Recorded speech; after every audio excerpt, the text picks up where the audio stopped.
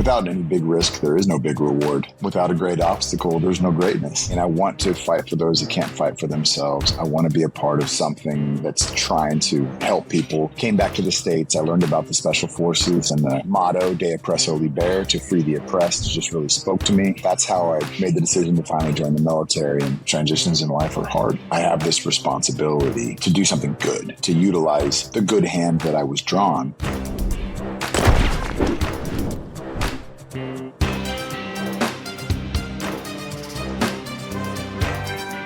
Nate, welcome to the Point of Impact. I'm so glad to have you.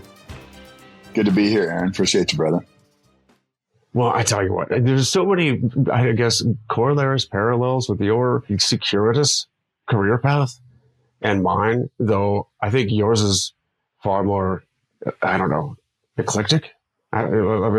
Navy cook to Army bomb tech to fudge guy to ultra runner, but you definitely far more accomplished than I am. Shit, that's not true. Case in point, when I met you, I was about to go run the Leadville 100, and I thought that was the most badass, toughest race. And you were preparing for the Badwater 135, which is way worse and harder.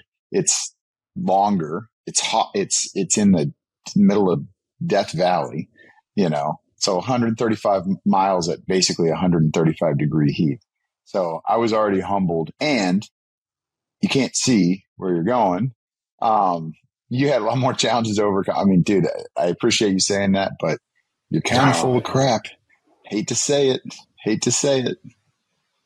I never made it to the NFL, even if, I mean, I don't know how much it played. I think I do. No, not much. I didn't play much. I played 0 plays in the NFL. So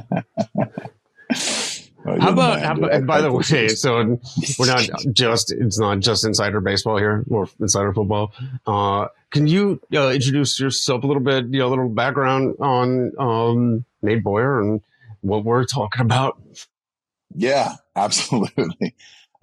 So I joined the Army actually a little, I don't want to say later in life. I was 23 when I signed up, but maybe a slight bit older than most. I don't want to skip over Darfur.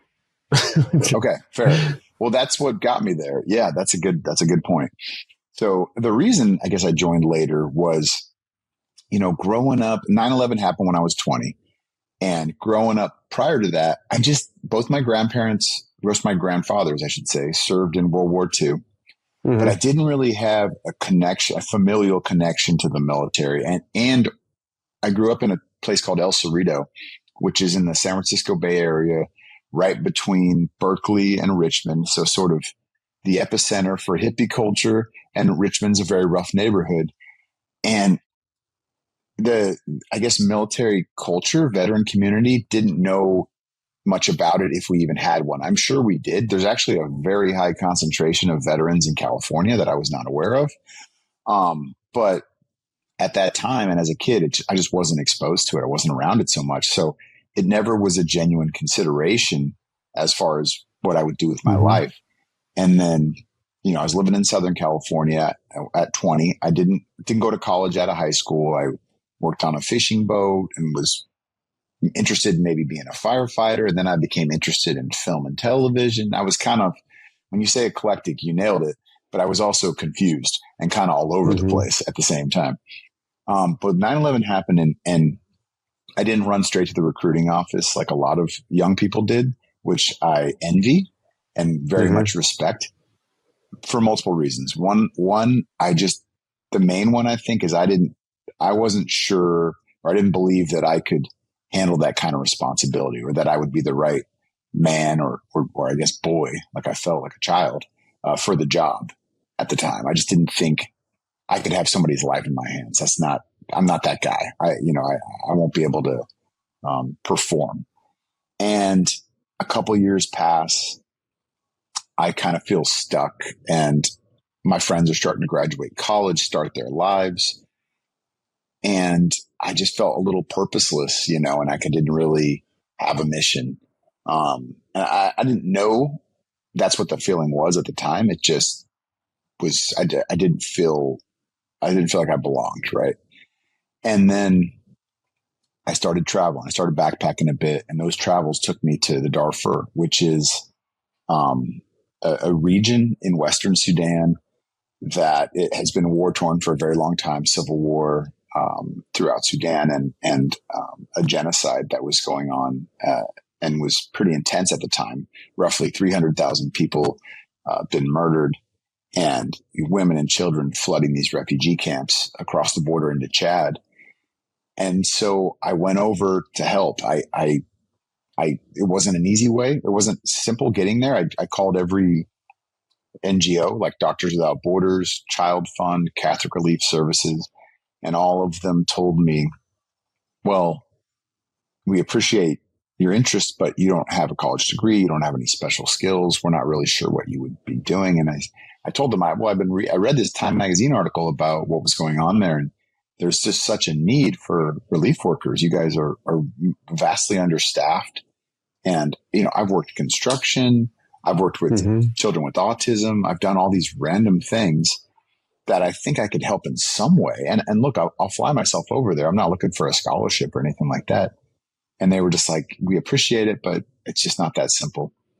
And for whatever reason, I was really like drawn by this place and these images I saw. The photographer is a guy named Jim Knockway, who took these Time magazine photographs, and they just hit me. And I don't know, I think I was at a vulnerable place in my life anyway, but the voice in my head for once was like, nope, you still need to go. You just need to figure it out. Just go and show up and see what happens. And so I did.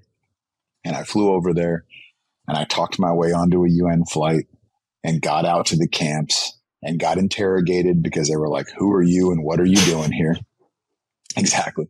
And then, but eventually they put me to work, and I only had a 60-day visa. But for those 60 days, I volunteered and helped in any way I could. And it was all simple tasks that anybody could do, but it completely changed my life. And I felt that sense of purpose. I felt like I was needed and I belonged, and almost in a sense gained my patriotism over there, because those people were so grateful that an American would leave what we have here to go there. As imperfect as we are, it's a pretty dang good place. And they were like, they were just enamored with American culture and my red beard and all this stuff. And so I'm getting ready to head back. I'm starting to have anxiety about what's next. And I got sick. I got malaria, actually, the last week I was there. And this family, local family, put me up, took care of me, wouldn't take $1. And they put a little radio next to the cot that I was recovering in. And the second Battle of Fallujah was on the radio. It was on the BBC News. And that's the moment when I was like, this is what I'm going to do next. You know what I mean? I want to fight for those that can't fight for themselves. I want to be a part of something that's trying to help people. Came back to the States. I learned about the special forces, and the motto "De oppresso liber," to free the oppressed, just really spoke to me. And that's how I made the decision to finally join the military. And really, it was from that trip to the Darfur, as you mentioned, but also just searching for the next mission and continued sense of purpose, that feeling that I had when I was over there in Africa. So maybe not very well defined or in focus, but you had a drive to serve or to be of use somehow. Totally. I think so. I think it really hit me at that time in my life how lucky I was to be born in the United States, to be born into a good family. I didn't do anything to earn those pieces. It was just good fortune. And I think there was a strong sense of wanting to earn that in some way, and feeling like I wanting to, almost like I have this responsibility to do something good and to utilize the good hand that I was drawn and play my cards in a positive way, if that makes sense. When did the idea for the military come in, and special forces and Green Berets? Like, how did you come to that decision? I mean, literally laying on that, it wasn't a deathbed, but laying in that, on that cot and just being, malaria was, for those that don't know, I'm not going to get into the nasty details, but like, I had COVID too, and COVID sucked, and it was extremely not fun, for a few days. Malaria was, double that from a pain standpoint, as far as like, I was freezing cold and sweating bullets. I couldn't keep food down. I couldn't, I just massive headache, and I couldn't breathe. I couldn't, like, everything just like sucked. And, here I am talking about this, and like, Aaron, you've been through some painful things, I think, but just for some people to maybe relate to, that haven't been through such a traumatic experience as yourself, like, malaria was certainly not fun. And certainly, like, because I couldn't sleep, I couldn't eat, I think, I probably hallucinated a bit, and kind of had some weird, funky dreams. But also to feel that shitty physically, but to still feel fulfilled in some way from what I had just been a part of in volunteering in Darfur, and the perspective of thinking about getting to serve again and make a difference in somebody's life that was way less fortunate than me. That still was kind of a driving force inside me. And so I still felt happy and optimistic for the future, even in this like horrible state. And then, listening to that second Battle of Fallujah definitely was like, okay, maybe this is a sign. And then coming back to the States and exploring it a bit, I went to the Marine Corps recruiting office first. Just didn't, I don't know. I remember leaving there a little bit discouraged. Maybe it was the recruiter. Maybe it just wasn't the right thing for me. I don't know what it was. But then I found out about the 18 X-ray program, which is, for those that don't know, a special forces program where you can come in off the street without prior service, and you have to, of course, test. You got a language aptitude, physical eval, your ASVAB test, a psych eval, and all of these things you had to like check those boxes, and then you could go to basic training and airborne school and special forces preparatory course, and then a special forces selection. If you get through that, then you start your 1.5 year long training to earn your Green Beret. And all of that sounded great to me at the time. It was like, it sounded hard. It sounded like a huge commitment, but it just checked those boxes for me, and felt like this is the natural next step in your life. You're ready to finally commit to something big like this and to go all in. And if I'm going to do it, if I'm going to join the military, I might as well aim high. And if I end up not making it, I'm still going to serve in a great unit, and get an opportunity to continue that mission and service, but might as well go for it all. So that was kind of the mindset and the why of the special forces. There's some people that just see things and say, that looks really hard. Awesome. Yeah. But you're one of those people, obviously. If I can survive malaria, I can survive selection. Yeah. Mm-hmm. That's true. But why Green Beret? Doing hard things, going through and surviving tough situations, coming out the other side of that. It's certainly, there's no feeling like that. I know you can attest. I know you understand what that's like at maybe the highest level. Like you just feel this rush of life that maybe you don't feel in anything else. And you become, I think it's a healthy addiction, but you do become addicted to that feeling of like, I appreciate the opportunity to endure something that maybe a lot of people think is crazy or impossible or too painful. but it's also part of the human experience. It's also part of the life experience. And after you are exposed to something like that, and then, you just appreciate the comforts afterwards so much more, the little things, a cold glass of water, a hot bowl of soup, whatever that is, comfortable clothes, any kind of bed.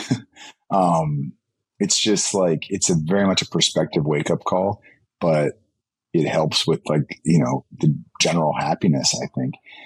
And beyond that, the Green Beret, the mission, De Oppresso Liber, to free the oppressed.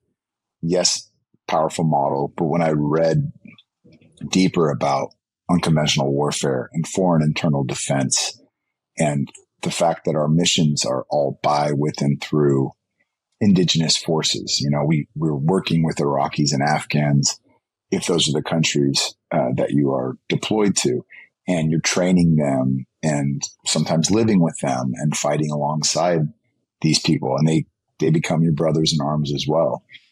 And that perspective was very interesting to me, because I wanted to make sure whatever I was doing, that I felt the human impact of the people that we were working alongside.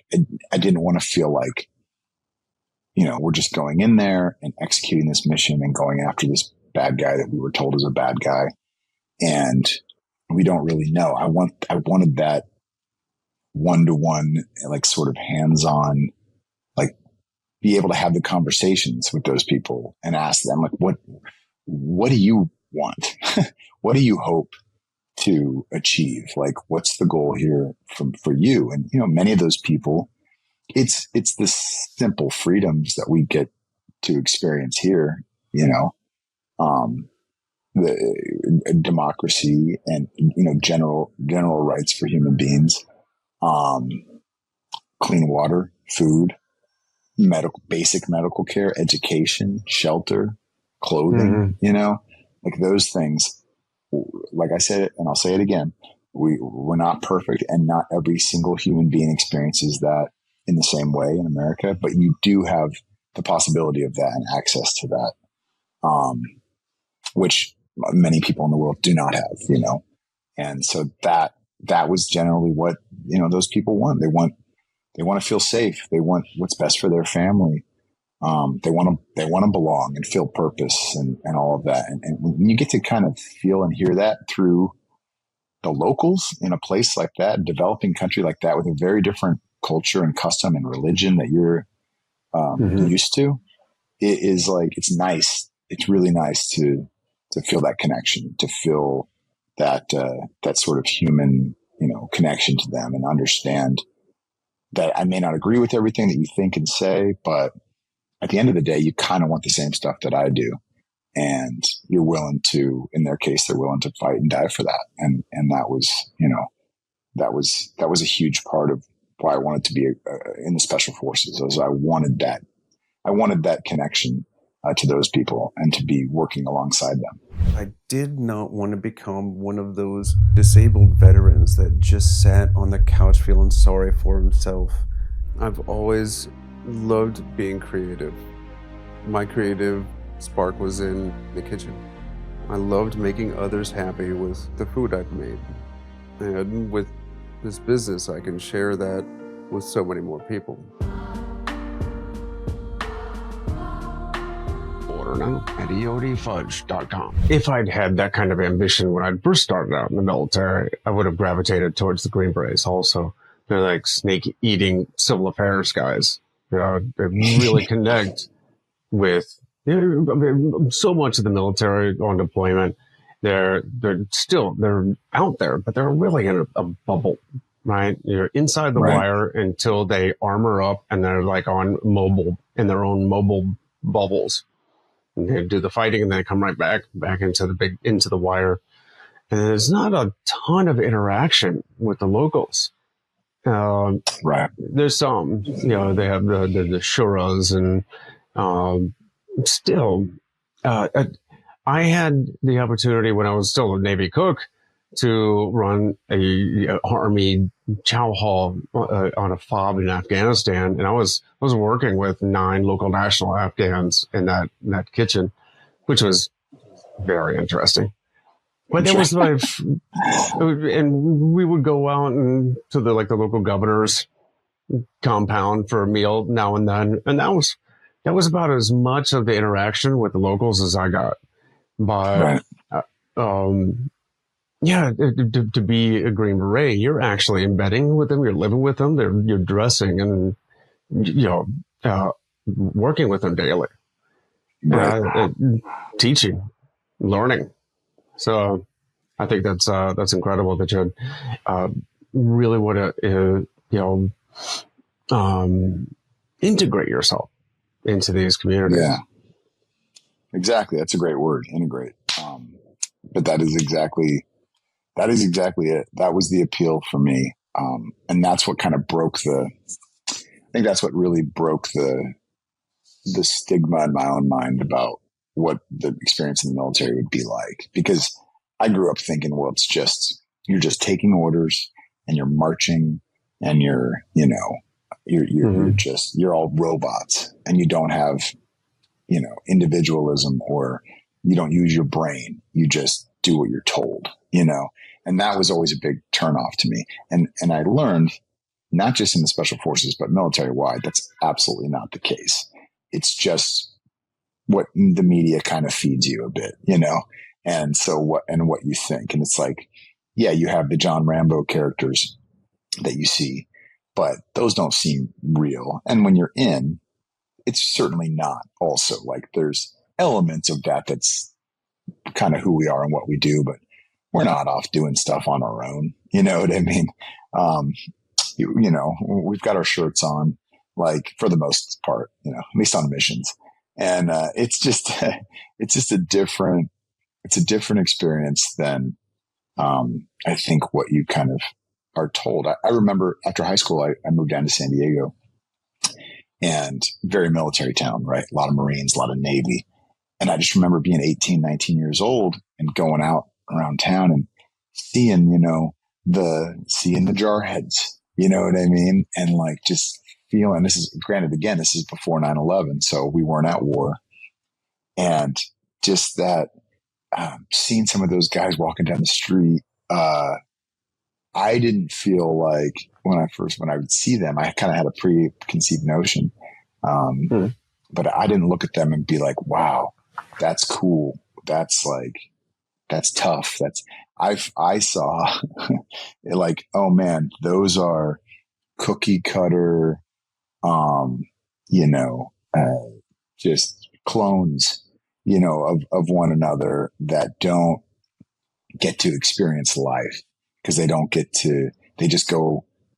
to train every morning and they go out on the ship or whatever they do. Because again, not at a time of war. I'm not thinking of it in that regard. I'm thinking of it purely in a national defense here.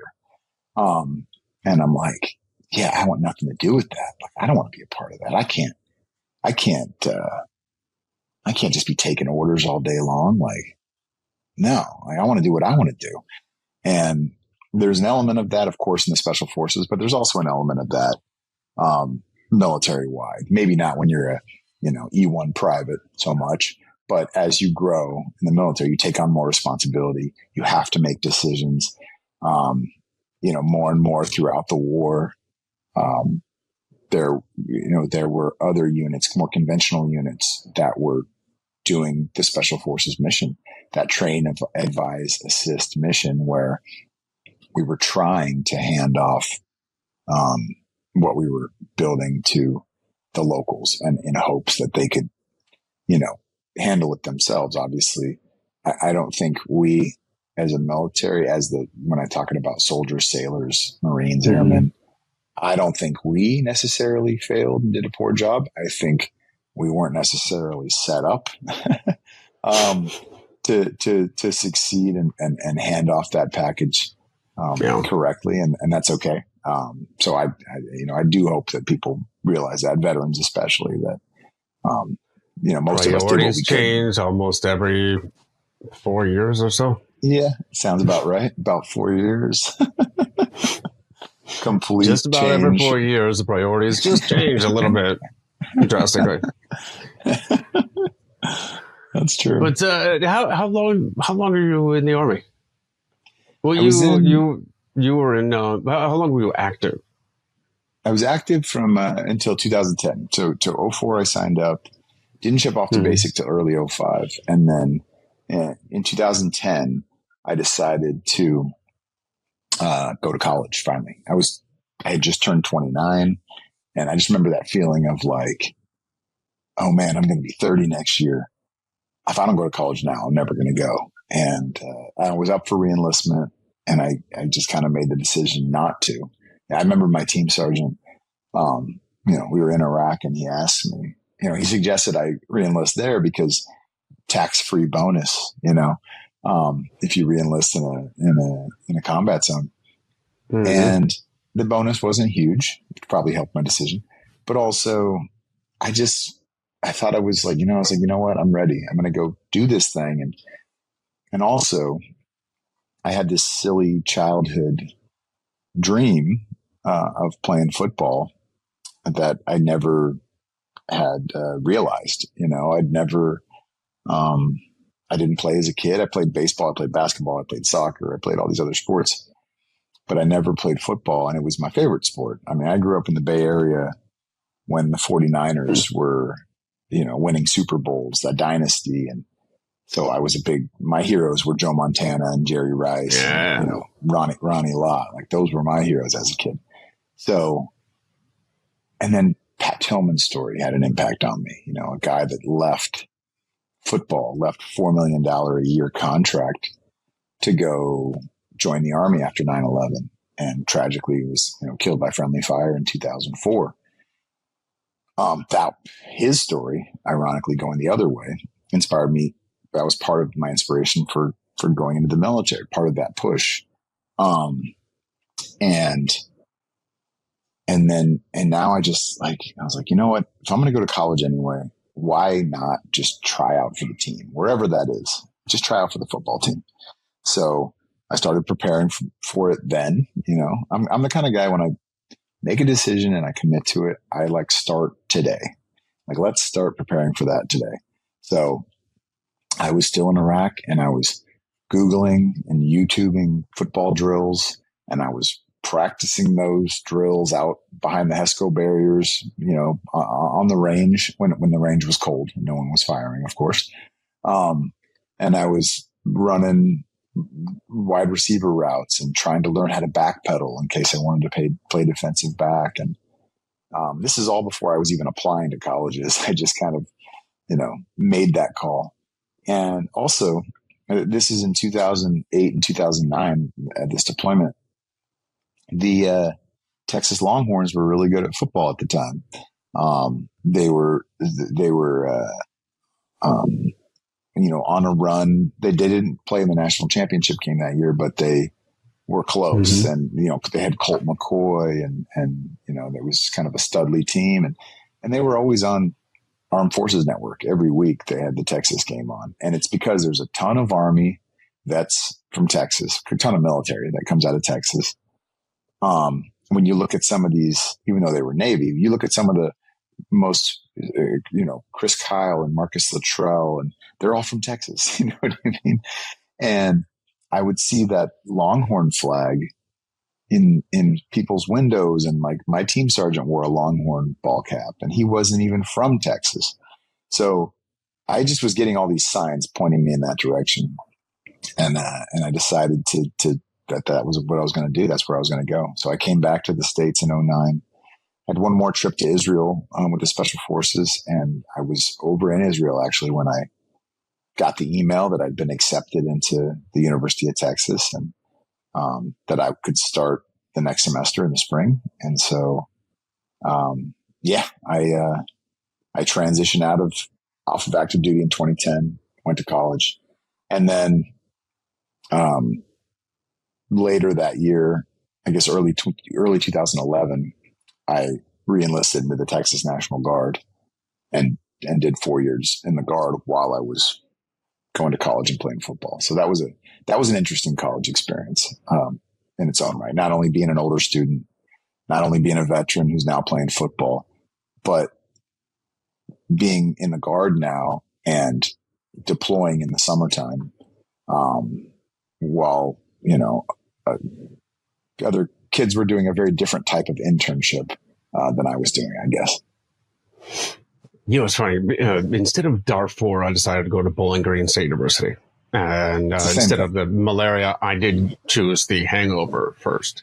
But did you choose Texas because of the football? And I loved Austin. I mean, I loved Austin, so that was part of it. Austin is a great town. I remember when the cab driver picked me up from the airport when I first visited, and I'm in my dress blues because I figure, all right, I'm going to go up to the admissions office in my dress blues, and I've got to get a meeting. I'll walk in there, I'll talk to somebody, and I'll make sure that I know what I need to do to apply correctly, and like, what's my best chance of getting in, And so I get in the cab, I'm riding up there, and he looks back over his shoulder at me, and he's like, so what are you doing in Austin? I was like, well, I'm thinking about maybe going to school here. I wanted to go up and check it out. And, so take me to the admissions office or whatever. And he's like, oh, awesome, man. Have you ever been to Austin before? And I said, no, I've never been. And he goes, oh, you'll love it.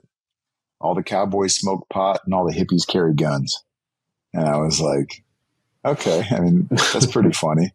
And, over the years, that has always stuck with me because he was exactly right. Like, Austin's it's one of those towns where there's a lot of different opinions and voices, and it's all over the map. It's kind of a blue dot in a red state.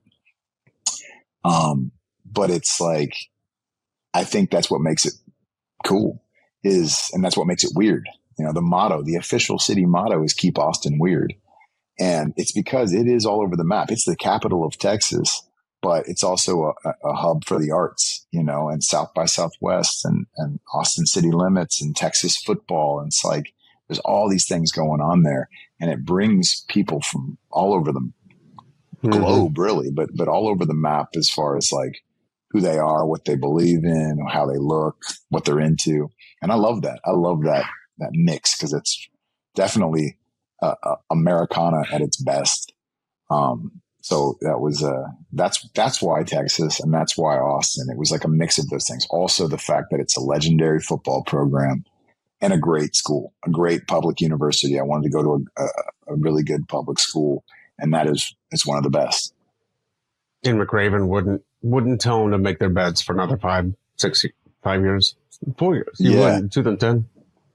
Yeah, he actually gave that speech when I was in Afghanistan on my last deployment. And he was the reason that I was able to make sure to get back in time for training camp every year. Because I volunteered to deploy. I volunteered to go back every summer. I would take my finals early in April, but I wanted to be able to play football still. And so I'd struck that deal with the 19th Special Forces Group, and then they had a change of command, and that deal was no longer valid according to the new change of command.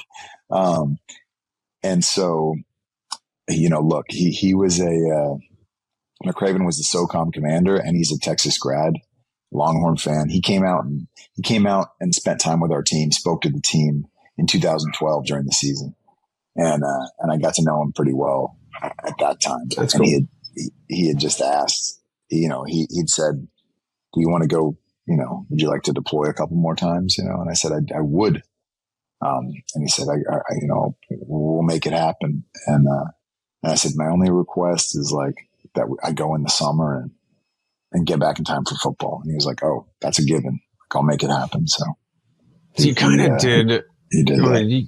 You earned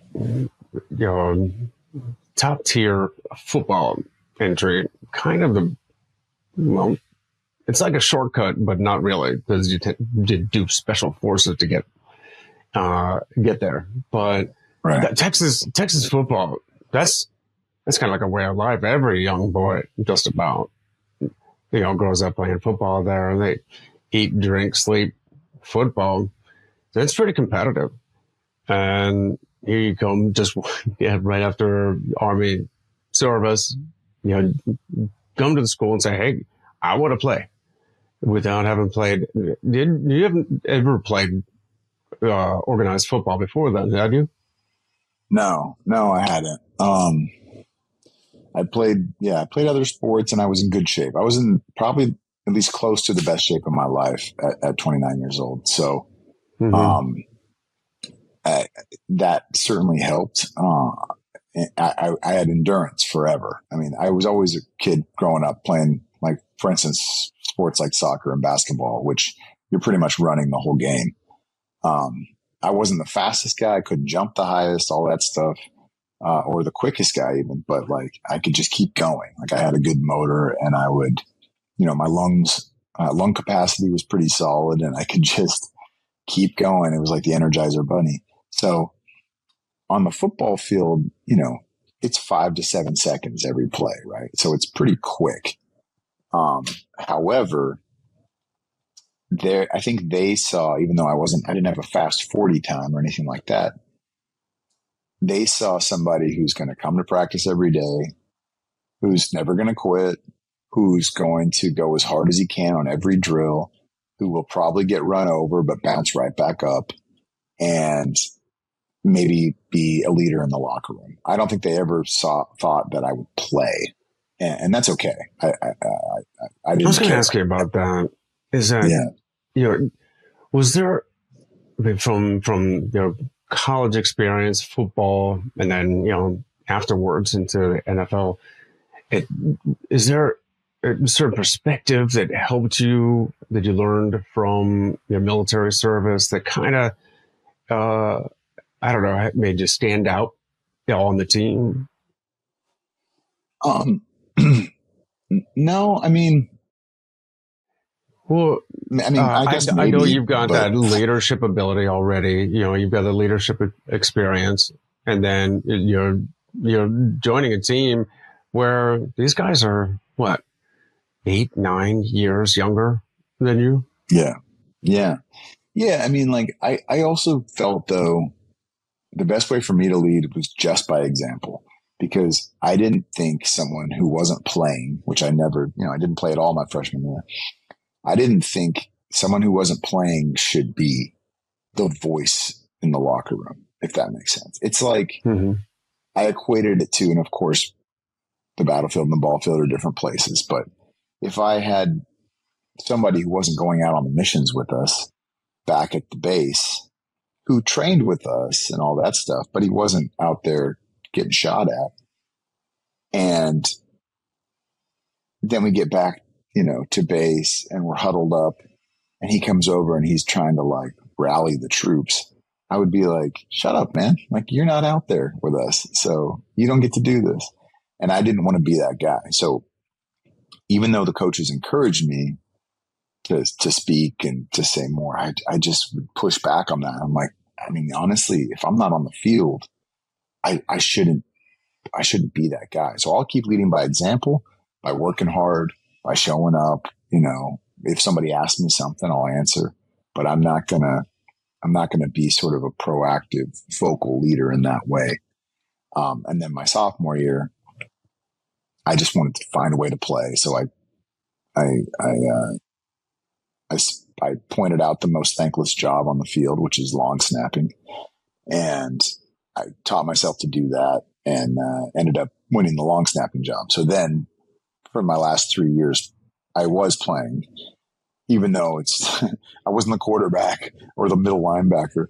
I was a long snapper who only plays about 15 snaps a game. You're just hiking it through your legs on punts, field goals, and extra points. But, you still got to block. You still got to go down and try to make a tackle. And you still got to do your job well to set up the punter or the kicker so that they can be successful. And all of those things certainly matter. All the small jobs do matter. There is no small job, really. Like, if you're out there playing, everything matters. Every detail matters. So once I did that, then I felt it was okay for me to be more of a vocal leader. But even then, I was more like, you know what? I would rather be a mentor to the quarterback, to the middle linebacker, to the guys that should be leading the charge. They should be the leader in the locker room because they're the leader on the field. You know what I mean? They're the one that people looks up to. They're the ones whose names in the paper when they have a great game and their names in the paper when they have a bad game, and their people are pointing fingers at them, whether it's positive or negative. So like they've got a lot more pressure on them than someone like me. And I think that those are the guys that we need to be able to follow. You know what I mean? Yeah. You were still in the reserves at this time? I'm still in the Guard. Yep. 19th Special Forces Group. Yeah. Texas National Guard. I know. I just spoke with Jeff Gonzalez. Told me he wanted to burn the ships.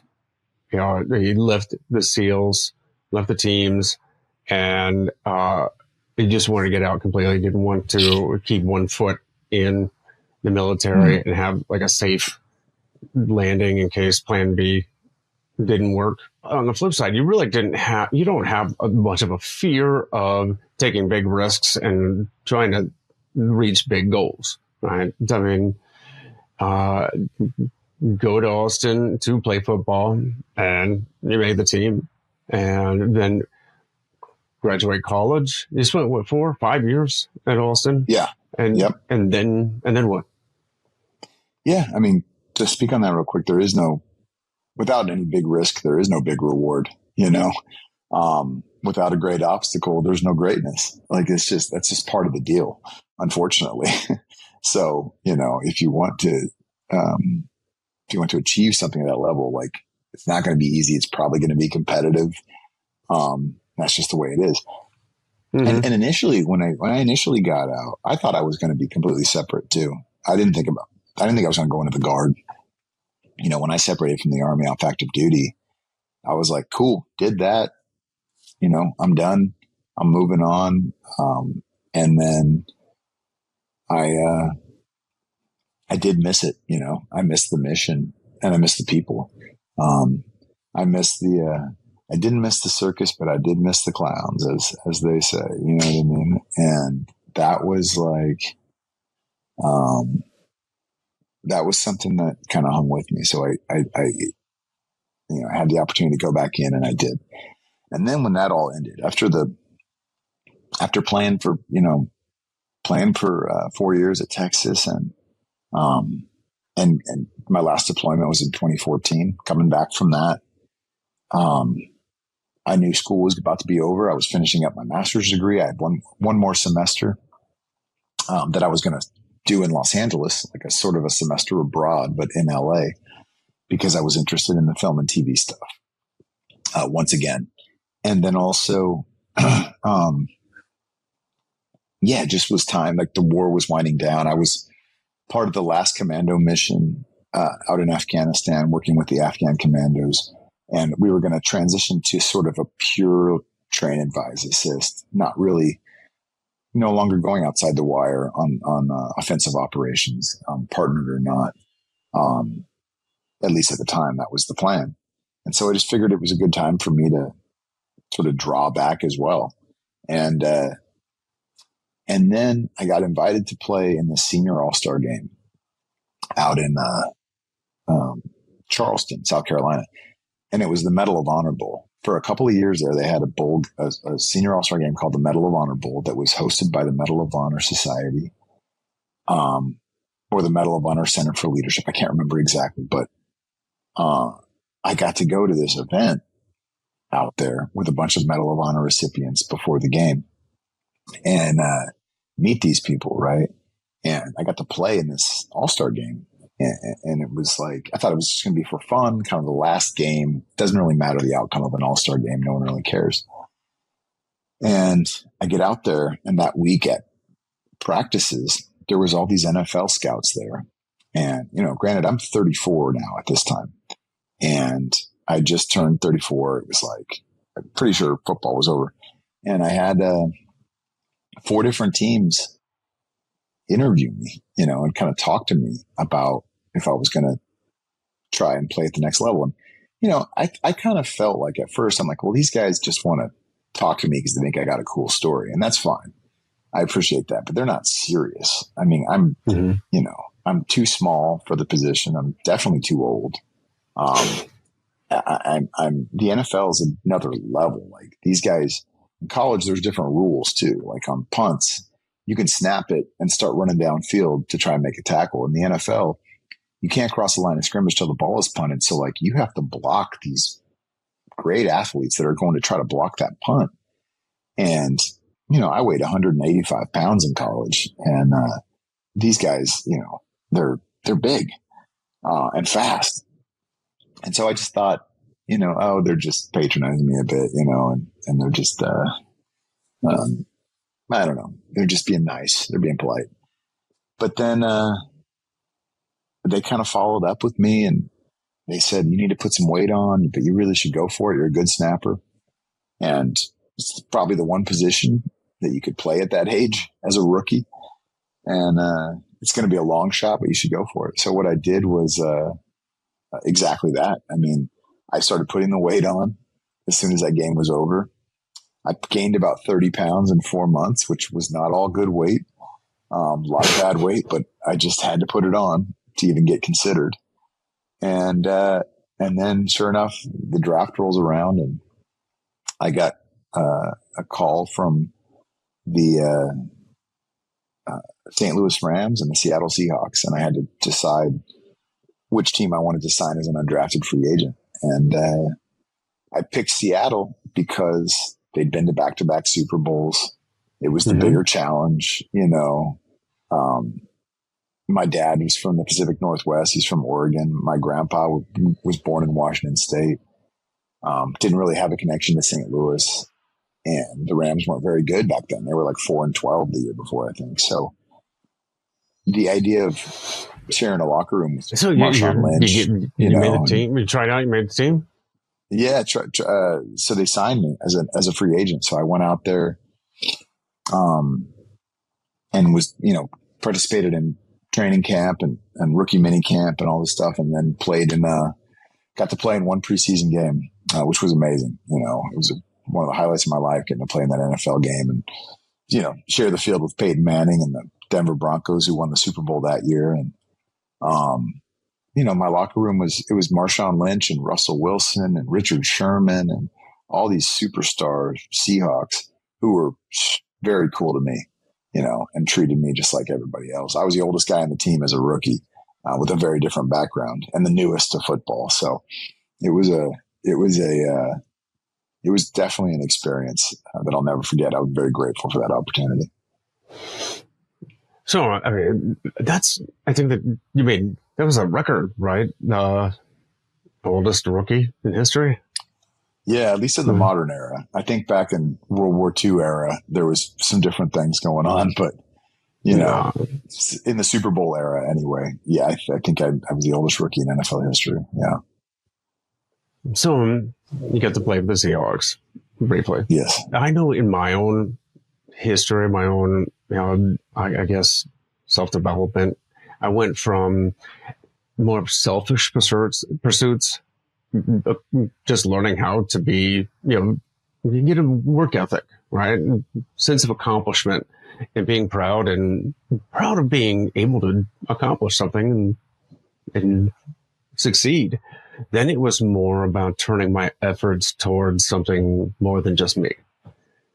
And to be more of a service to others, and learning that was just more fulfilling than the selfish pursuits. It's still, you still have to be at your best to be your best for others, to give your best. So the personal pursuits are still important, growth, all that. Right. Was there, was this part of your development? Was this part of your thought process when choosing the next steps? Yeah, I mean, once you serve in the military, whether you like it or not, you do become a person of service. I believe that. Like, you kind of need it in your life. It becomes like one of those characteristics of you that if it's not fulfilled in some way, you feel kind of empty. And So yeah, like getting out of the military and now finishing with, getting cut from the Seahawks and football being over and finally feeling like I don't have a locker room. I don't have a team. I don't have an identity with a uniform. I'm a little bit lost maybe. And realizing through conversations with other people in the same space that this is a very common thing for athletes, for veterans, for people. Transitions are tough, man. Like generally, just transitions in life are hard. And letting go of something that you love and something that you feel like, you wish you could do forever, but you just can't. And it's a challenge. So that's why I co-founded MVP with Jay Glazer, who Jay was Fox NFL Sunday analyst, and he owned a gym in Los Angeles and helped train me for this opportunity in Seattle. And MVP, which stands for Merging Vets and Players, was an organization that brought these two groups together to kind of walk that walk of the transition. And the transition can happen right when you get out, or it can happen 10, 20 years later. It's when you decide to actually prepare to move forward. And so we were meeting up in the gym with vets and athletes, training together. We just had a session last night, 10 years later. We still do it, but we'll work out for a bit, and then we'll huddle up afterwards. And it's just peer-to-peer, open forum, talk about your stuff, whatever you got going on in your life. We're there to support you, and we're going to probably understand you more than most other populations because of the sacrifice and work ethic and structure and dream and passion and mission that we all experience, whether it's on that battlefield or ball field, which again are very different places. We would never compare going to war with playing sports, but there's a mutual respect and mutual respect between the two groups, and they're kind of heroes to each other. They do admire each other's journey and path, and share a lot in common with that locker room and with that uniform that they're identified with. So that's why that's how MVP came about. And beyond that, I'm always looking for other opportunities. We talked before we started recording a little bit about Waterboys and Mount Kilimanjaro, and I'm a part of this group. We're going again this next year, where we'll go up with a group of vets and athletes, different people every year, and we climb Mount Kilimanjaro. But in the process and in the year leading up, we raise money for clean water wells in Tanzania, because we want to have that service element, that impact, not just, as I said, experiencing things on a vacation, and not just, getting to see cool stuff and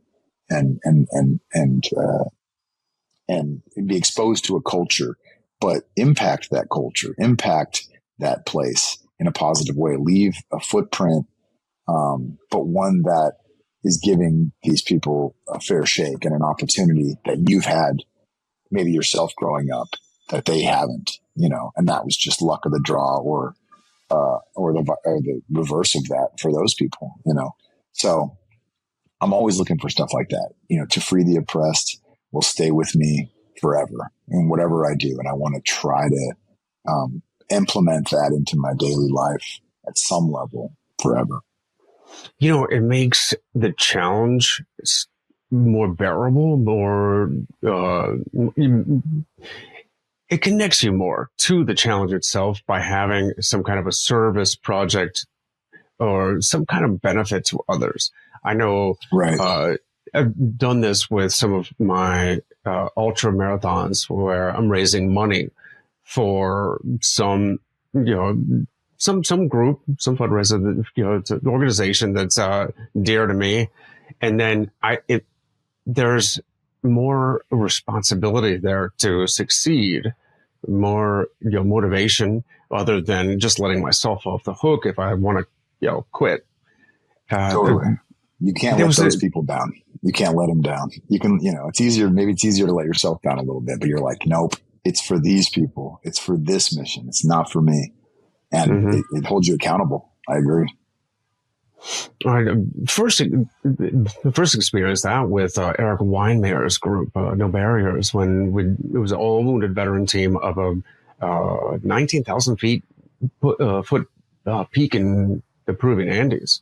And it was my first major mountain outside of the United States. And, the first thing we did to acclimatize ourselves and to do the service project was help build, we put solar panels on a school in a Quechua village up in, these are like thatch roof type stone houses up in the mountains. These are like the native, Indian tribes up there. But apparently they didn't have a roof yet. So we built them.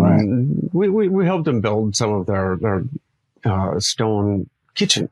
Anyways, and it anchors you more to the mission, and it gives you all that much more inspiration to succeed. So I love that. And, just so happens, like we talked about, I'm going to be in Tanzania just about the same time you are. We're going to have to maybe merge some of this. These efforts. We'll talk more about that because I think it makes a ton of sense. And, I've been out there. This will be my 6th or 7th time in Tanzania, and the people are incredible. I mean, yes, there's different tribes, but they all kind of get along, unlike a lot of places, including America right now. And I'll be my first. Yeah, it's cool. And going out, to your point, like when we arrive there and we get to go out those first couple of days, we're in country. We go visit the well projects. We go visit the water well sites that we're raising the money for. And we see the impact clean water has on the Maasai tribe and their families and their, community and their livestock and their crops. And, usually a school is built near where the well site is. So now education is sort of an offshoot, like literal ripple effect from clean water is that, healthcare and like all these things that we need that we're fortunate to have general access to in the United States that they just don't. It starts with water. Literally one of the staple sayings, and there's a statue with this written on it in Arusha, which is a town next to Kilimanjaro in Tanzania. The saying is, water is life. I'm sorry, what was that last one?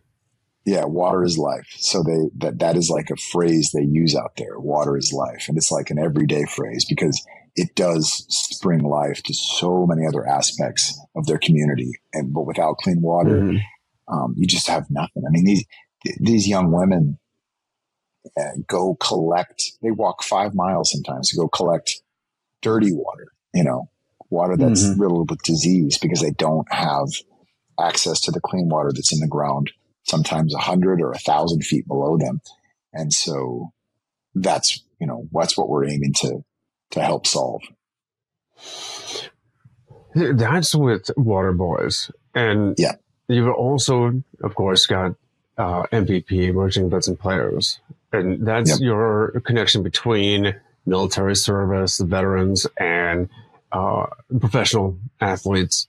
But you've also got a very close connection with the film industry. Where did this come from?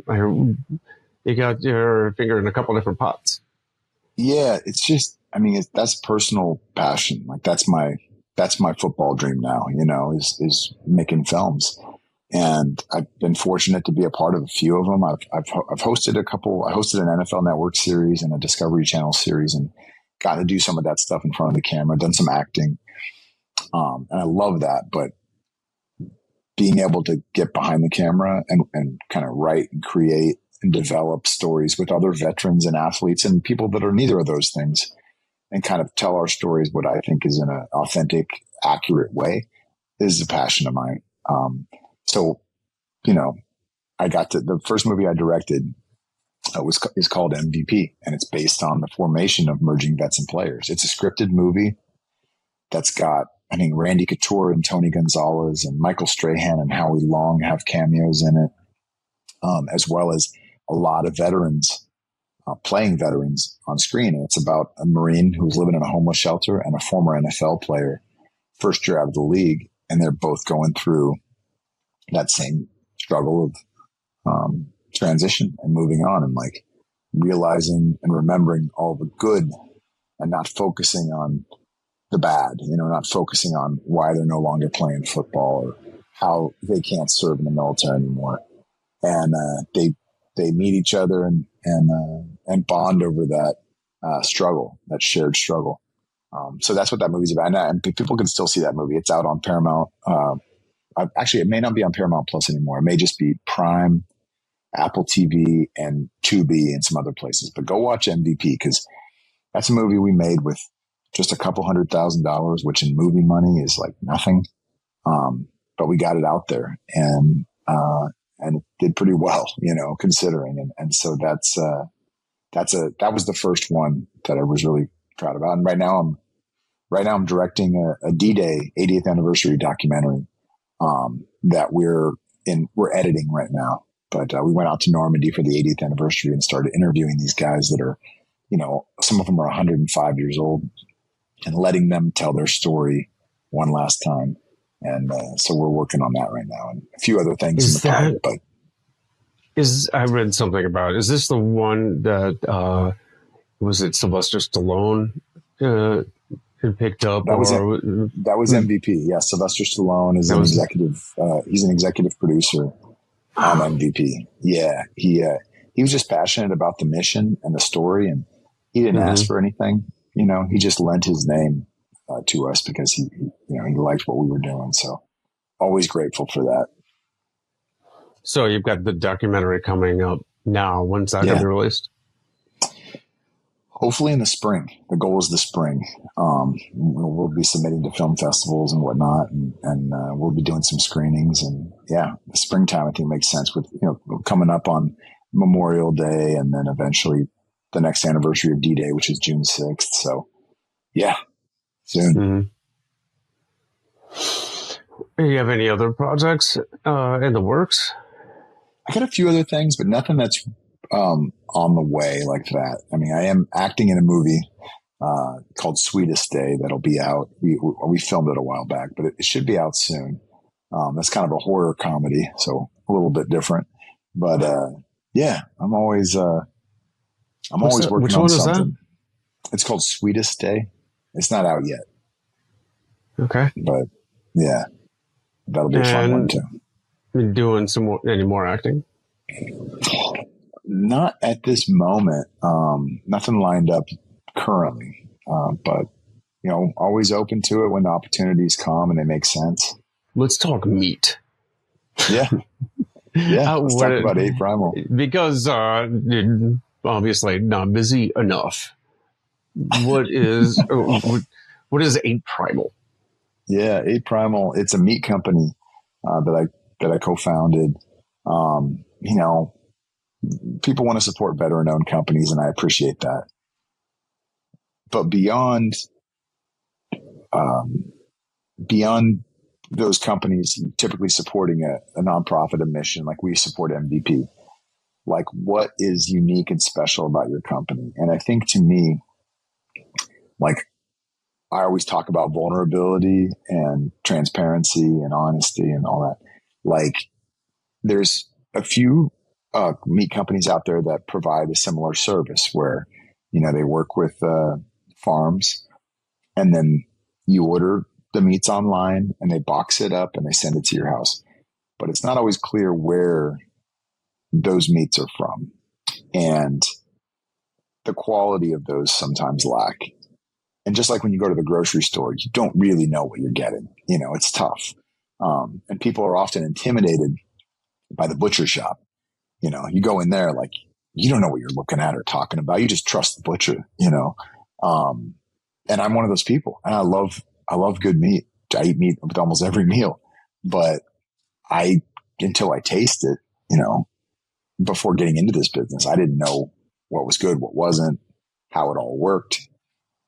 And so what we started doing is working with local family farms in Texas that all the meat is, born, bred, butchered, packed, and shipped from one location. And there's no hormones, no antibiotics, no preservatives, like, everything the way it should be.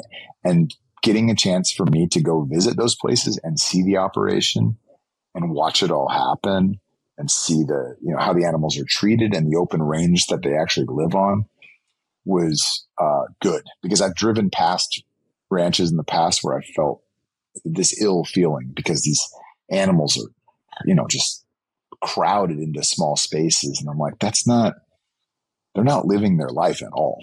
Like, that's not good. That can't be good for the product. Like, that's why, like, hunters, big on hunters that go out and harvest their own meat. Like, I respect that so much because, like, that's an animal in the wild who's living a normal life. I think that's going to be a lot healthier to do it that way. And if you can try to emulate that somewhat in the cattle industry, and also with chicken and pork and these other animals, I think that's super important. So that's what we're doing at 8 Primal. 8primal.com is the website. And we just launched last year around Veterans Day. And so if all you know is, because it tastes so much different. I mean, totally. If all you know is like a Walmart ground beef or McDonald's burgers, it's like chewed up cardboard. I get a side of beef from a local former EOD tech. It was a rancher right here in Florida, and it is so good. It's amazing, and it's actually cheaper. Yes, but that's the other thing. That's the other thing, because it doesn't have. This isn't really coffee. This is coffee flavored rendered tallow I've been drinking. There you go. It's pretty good. Anyways, what were you saying? So. No. That's it. I mean, you nailed it. Like, you're missing out when there's all these middlemen involved. The price goes up, and the quality goes down, and that's how it works with most of our grocery stores. And it's a sad deal, but it's convenient. I get it. You walk down the street and do that, but like, this is also convenient, and it's also more affordable, and it's higher quality meat, and it's literally from the farm to your front door. It's hard to beat once you get into it, It's incredible. Like, why are we importing beef? And why do we import fuel, gas? We have it in abundance here. What happened there? Why are we doing that? I don't know. I mean, it's cheaper. It's just cheaper, but it's not as good a quality. You get what you pay for. That's just the way it works, But yeah, a lot of these other companies that do even the subscription stuff like we do, ship to your door. The meat comes from Brazil and Mexico and Australia and other places where it's not necessarily, those aren't bad places, but just the oversight is not there in the same ways. And then imagine, like, your animal getting shipped halfway across the world to get to you when you could have it next door. Like, that doesn't make sense. It doesn't make sense. And I saw on the 8 Primal website, shipping's free, right?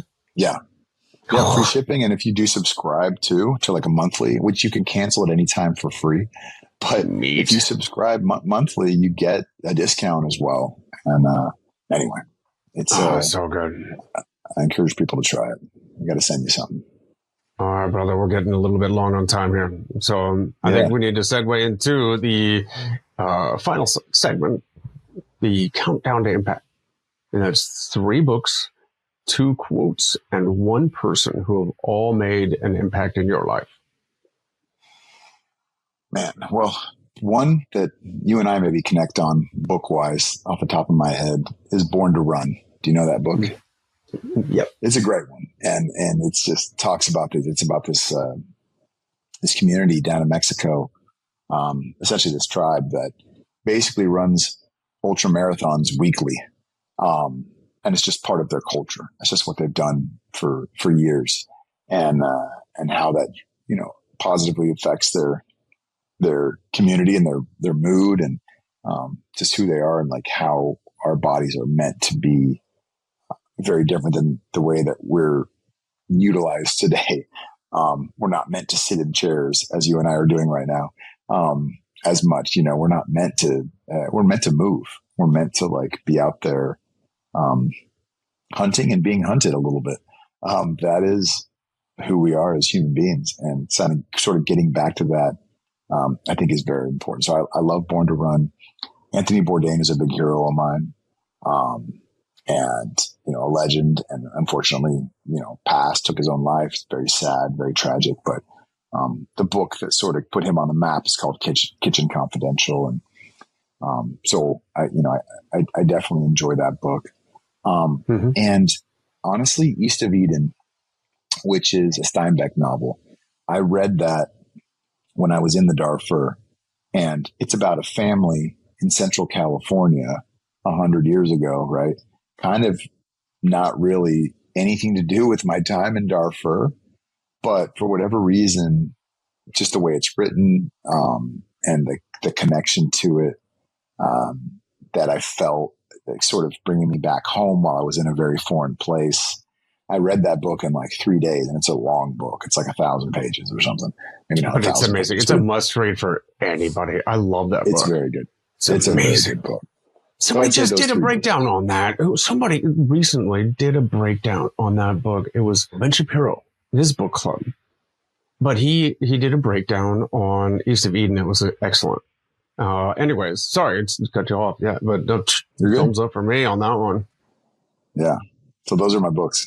2 quotes and 1 person. 2 quotes and 1 person. Oh, man. Well, one of my favorite quotes is from my college football coach, Mac Brown. And I wasn't even there. I wasn't there to hear it. But I've seen the recording. And it was after they won the national championship in 2005, 2006 with the Vince Young team, when Texas beat USC in the national championship game. Mm-hmm. And they're in the locker room afterwards. And Coach Brown said, "Don't let this be the greatest moment in your lives." He's like, "I want you to enjoy this, to celebrate this, but don't let this be the peak. I want you guys to go on to be great fathers and husbands and community leaders and people. Like, I want this to be a part of that journey for sure. Maybe even a springboard, but don't let this be the greatest thing that you've ever done, you've ever accomplished." I really love that quote, because I just think in that moment, you're of course going to think, this is it. I'm at the top. This is the greatest thing that will ever happen to me. And that's a dangerous way to think, because then that means the rest of your life is all downhill, And anyway, I just really respected that quote. A great deal. Another quote. Let me think of another. I mean, I've always loved that one so much. Have you ever seen the movie Rudy? It was one of my favorite movies as a kid growing up. And I think there's an overlooked quote in that movie that I never hear repeated. And it's not a quote that Rudy said. It's one that his best friend said moments before he died earlier in the movie. And he said, "Having dreams is what makes life tolerable. Having dreams is what makes life tolerable." I love that quote, because life is tough, and it's often very sad and very hard and discouraging. And if you don't have a dream, it's a hell of a lot more harder. If you don't have something that you're passionate about, that you're pursuing, even if you never achieve it. And most of us probably won't if it's a big dream, but the pursuit of it, and just holding on to that dream, it does, I think, more than makes life tolerable. It makes life livable and worth it. And so I love that quote. Having dreams is what makes life tolerable. Terrific. I love it. Both of them. And one person who has made an impact in your life. Man, there's been a lot of people that have made an impact in my life, but the one I'll shout out is a guy named Brad Keyes. Brad unfortunately passed away in 2012. We were in the Special Forces together. He was kind of the one that really encouraged me to go for it, that I could go to a place like Texas and I could play football there. And, his voice was in my head when I made the decision to go sign with the Seahawks instead of the Rams, because they were the tougher team. They were the better team. It was the bigger challenge. That was Brad Keyes, so he was that mentor of mine in the Special Forces. The guy that would always do the hard jobs and would always help somebody. even if it was outside of his lane, because he just wanted us to be successful as a team. He wanted the mission to be achieved, and that was it. It didn't matter.